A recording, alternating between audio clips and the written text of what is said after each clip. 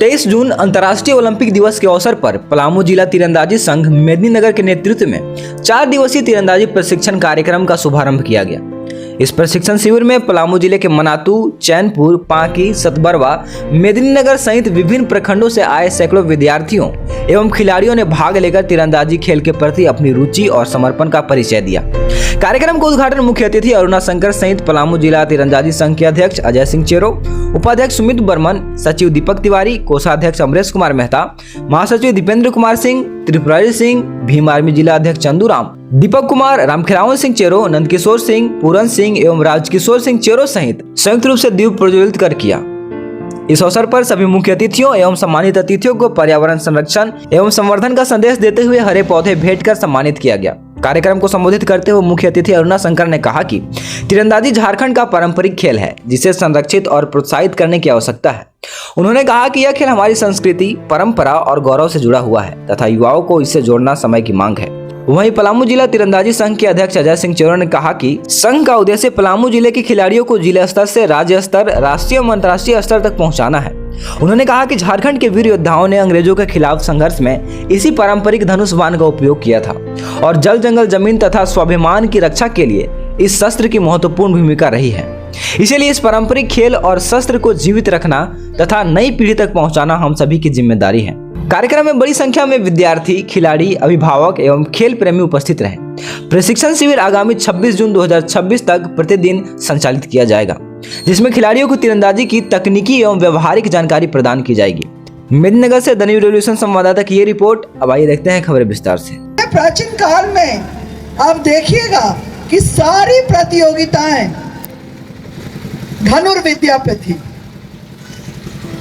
आज हम पाश्चात्य सभ्यता को अपनाते हुए अपनी पुरानी कला को, जो सबसे प्राचीन खेल विद्या है, उससे दूर हो गए।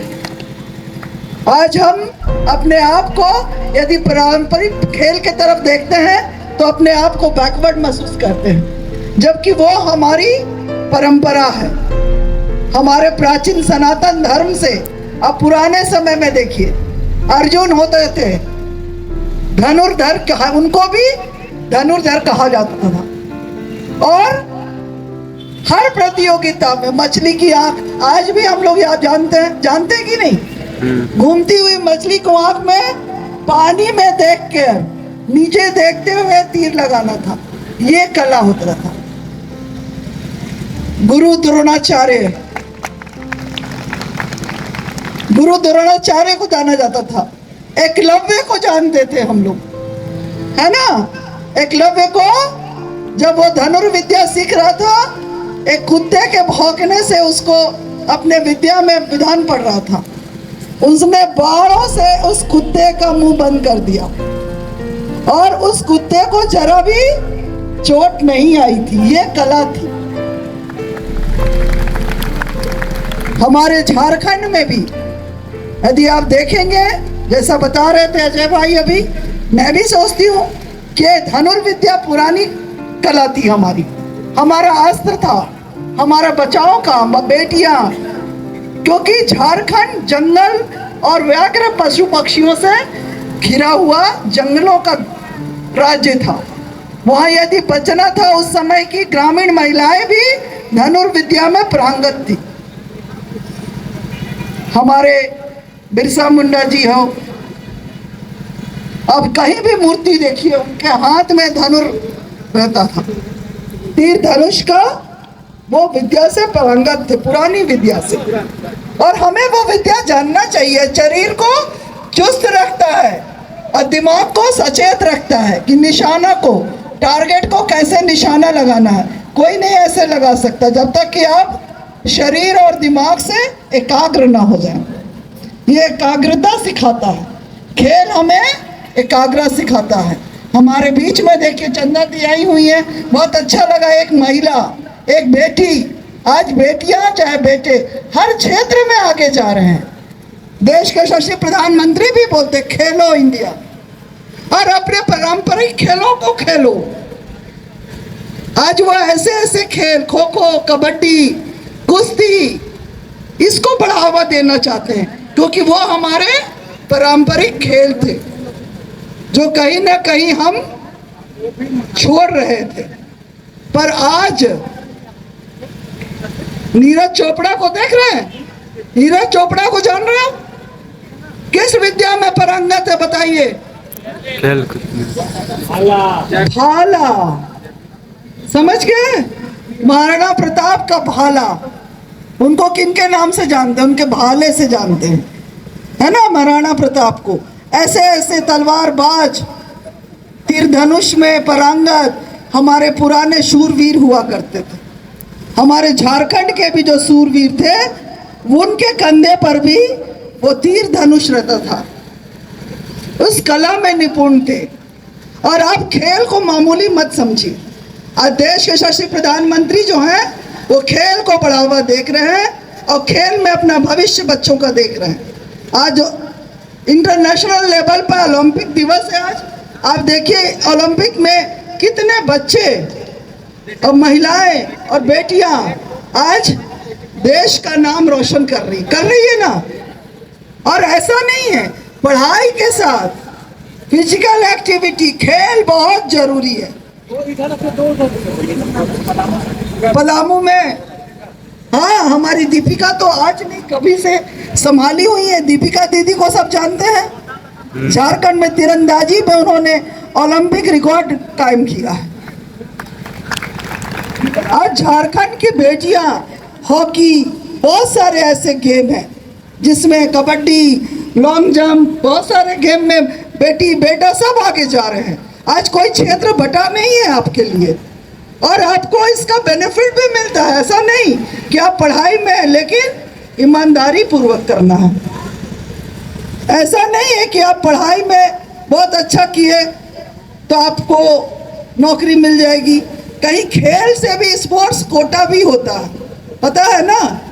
बड़े बड़े कॉलेजों में, स्कूलों में, क्योंकि उनको भी अच्छे खिलाड़ी विद्यार्थी चाहिए अपने स्कूल के लिए, कॉलेज के लिए। इसलिए खेल कोटा होता है, इसको ध्यान रखिए।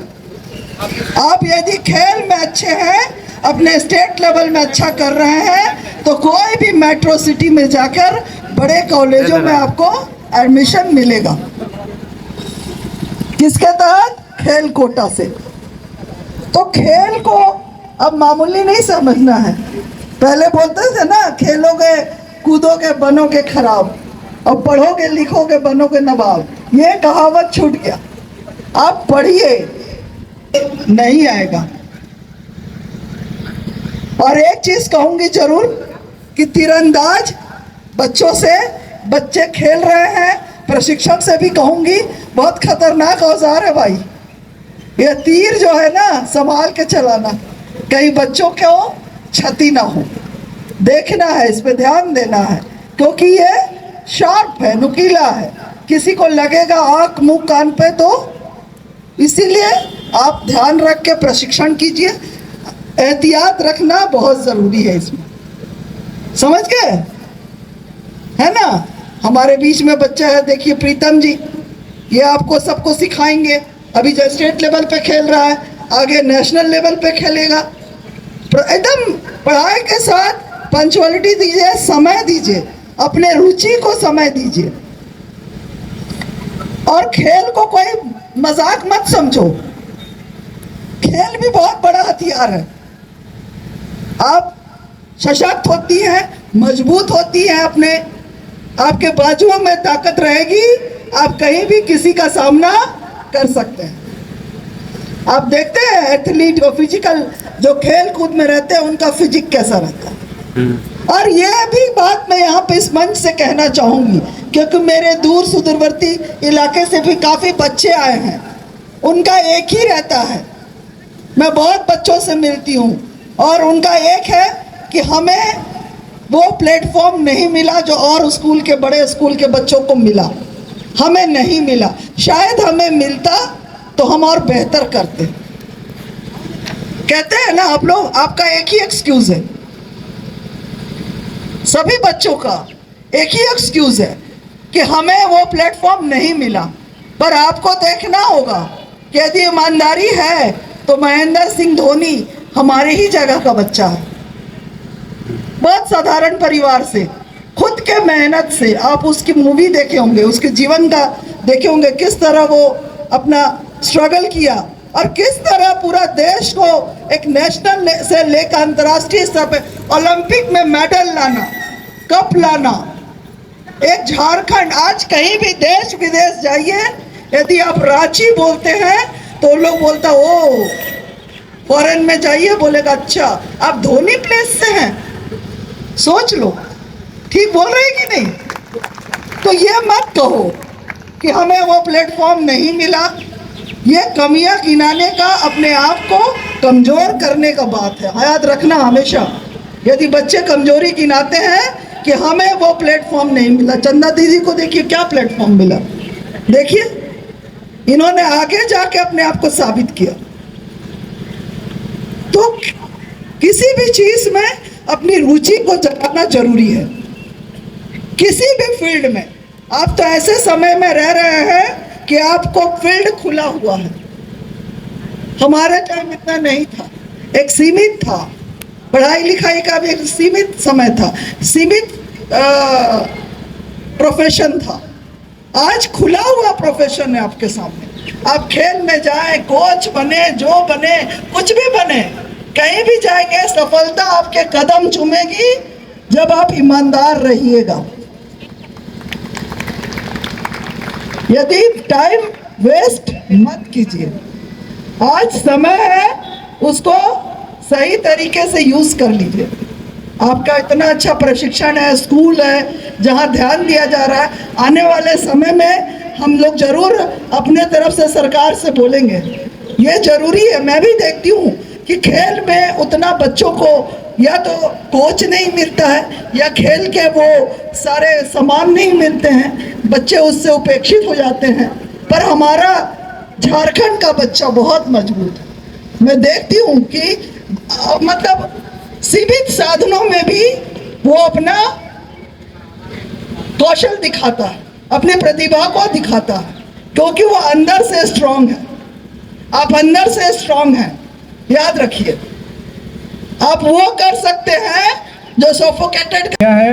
और जो तीरंदाजी गेम है वो इस धरती के लिए बहुत ही अहम है। वो इसीलिए क्योंकि आप सभी जानते हैं कि तीर जो है झारखंड का एक पौराणिक हथियार भी रहा है। और आज आप देख लीजिए जितने भी झारखंड के वीर योद्धा हुए, चाहे वो नीलांबर पीतांबर हो, चाहे वो बिरसा मुंडा हो, चाहे वो सिद्धू कान्हू हो, सबने इस धरती को बचाने के लिए, इस धरती के जल जंगल जमीन को बचाने के लिए अगर किसी हथियार का उपयोग किया तो वो तीर और धनुष था कि नहीं?